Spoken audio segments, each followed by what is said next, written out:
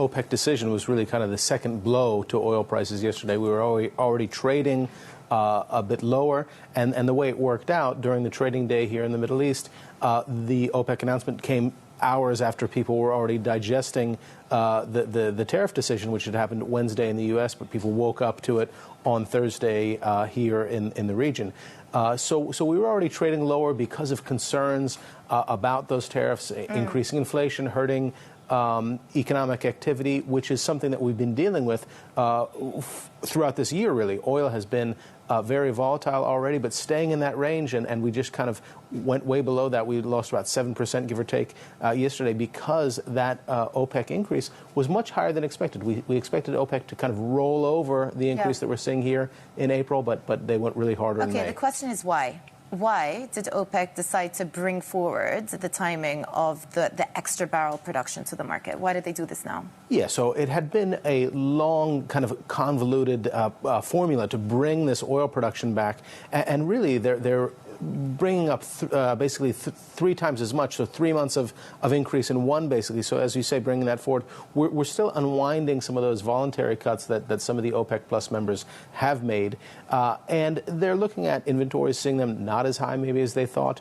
Of course, one of the factors that we've been looking at all along, really, since COVID, has been the recovery of China. That demand there is still sluggish, not coming back as much as they would have wanted to support the market. But we're not seeing that build up in inventories.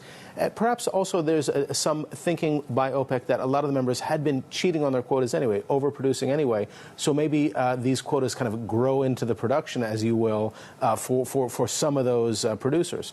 And then there's the idea that they have been losing market share with the Trump administration that wants to increase production. Now, whether that's going to happen or not because of the low oil prices, that's another question. Maybe OPEC trying to forestall some of that by bringing down the price a little bit here. But will this ensure that there's discipline within the group if they've come out with this decision and all of a sudden increase production way more than what anyone had anticipated? What does that do to, one, cohesion and discipline within OPEC Plus?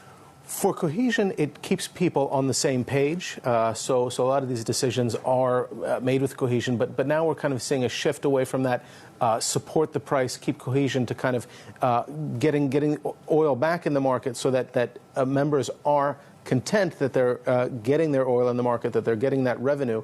Now, for some of those members that are overproducing, you might think, well, they've got a higher level, won't they just produce a little bit more? That's possible for some members, yes, that have spare capacity. Most of the global spare capacity is within OPEC now. But some of those members that have been overproducing, for example, we've got Kazakhstan because they've brought some new fields on. We've got Iraq that has been pumping more and potentially could pump more if they bring the northern Kurdish regions back on. So some of those members might be a little bit more constrained, and so they might be able to live with those higher quotas. We'll have to see how that goes. We've always been talking as well about the UAE in terms of their production. They've got a lot of spare capacity, so they could do more and have had some more generous quotas. Yeah. So we'll really have to see if they are able to maintain that cohesion and how countries feel about a new, potentially lower price.